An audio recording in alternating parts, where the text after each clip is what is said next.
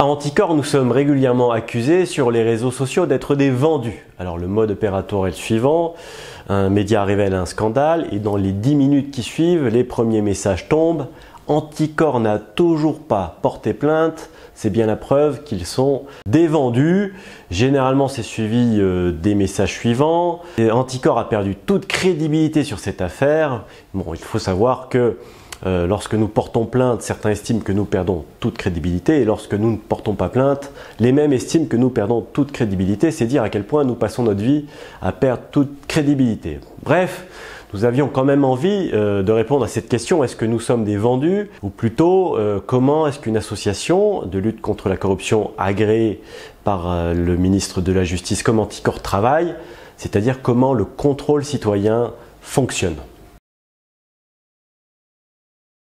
Première étape, tout d'abord, le recueil d'informations. Nous prenons le temps, évidemment, de nous informer à travers la presse, à travers les rapports publics comme ceux de la Cour des comptes ou à travers les messages qui nous sont envoyés. Bien évidemment, on évite les fake news.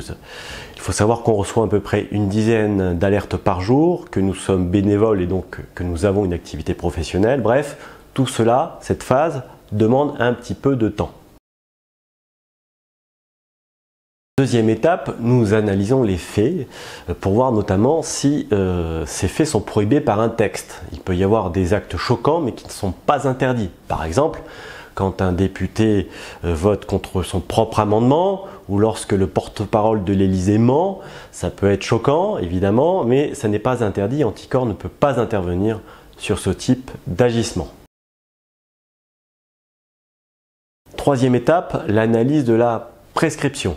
Depuis une loi du 27 février 2017, la prescription en matière d'infraction occulte ou dissimulée est de 6 ans à compter de la révélation des faits, mais un délai butoir de 12 ans à compter de la commission des faits a été instauré. Donc concrètement, si on apprend aujourd'hui qu'une infraction occulte ou dissimulée a été commise il y a plus de 12 ans, on ne peut plus rien faire. Par exemple, le magazine Capital avait accusé Anne Hidalgo, la maire de Paris, d'avoir occupé un emploi fictif de 2000 à 2002, ce que l'intéressé d'ailleurs dément formellement.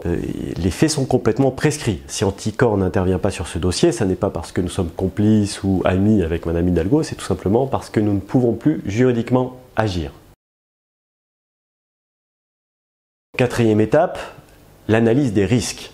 Il faut que nous ayons suffisamment d'éléments pour porter plainte et éviter ce qu'on appelle les poursuites bâillons comme les plaintes en dénonciation calomnieuse ou les plaintes en diffamation.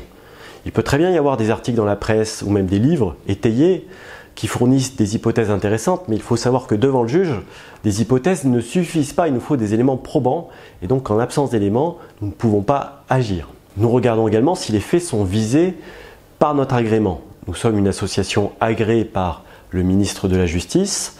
Nous pouvons exercer les droits reconnus à la partie civile, mais uniquement pour certaines infractions.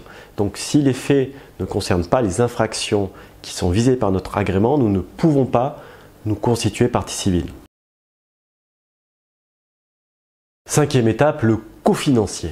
Il faut savoir qu'une plainte simple coûte entre 2 et 3 000 €, qu'il faut ensuite répondre aux mémoires, assister aux audiences, et puis ensuite il y a l'appel, la Cour de cassation, bref, une simple affaire peut engendrer des dizaines de milliers d'euros. Or, Anticor est une association qui vit de ses dons et de ses cotisations, et nous refusons toute subvention générale de fonctionnement pour rester indépendants. Nous avons donc des ressources financières assez faibles, et lorsque nous avons une dizaine d'alertes par jour, vous imaginez bien qu'on est obligé de sélectionner, car on ne peut pas déposer 10 plaintes par jour, ne serait-ce que pour des raisons financières. Nous nous concentrons donc sur les dossiers d'envergure ou emblématiques. Sixième étape, la décision d'ester en justice. En tant que président d'Anticor, je ne peux pas tout seul décider de porter plainte. Je dois être autorisé par mon conseil d'administration, composé de 21 personnes. Donc je dois les convoquer, leur expliquer l'affaire et ensuite organiser un vote. Il est donc impossible de déposer plainte immédiatement. Septième étape, la rédaction de la plainte. Il faut savoir que chacune de nos plaintes est étayée. Nous fournissons la description des faits, les qualifications pénales et surtout en annexe les éléments pour prouver nos dires. Donc, la rédaction en elle-même demande du temps. Huitième étape, le dépôt de plainte. Ce n'est qu'à ce moment que nous communiquons sur notre plainte parce que nous avons tous les éléments en main pour la présenter et l'expliquer. Il peut arriver que volontairement, nous nous abstenions de communiquer sur une de nos plaintes parce qu'on se dit qu'en cas de perquisition, ce serait beaucoup plus sympathique de ne pas l'annoncer à l'avance. Donc voilà, il peut arriver, c'est le cas aujourd'hui, nous avons des plaintes déposées qui n'ont pas été annoncées par Anticor. Voilà, vous savez maintenant comment travaille une association comme Anticor.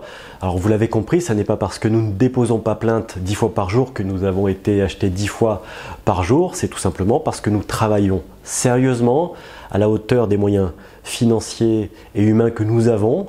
Notre objectif étant d'être crédible devant le juge. Alors, il y en aura toujours qui penseront qu'Anticor n'en fait pas assez. Je vais vous faire une confidence, je suis d'accord avec eux, mais j'ai une solution.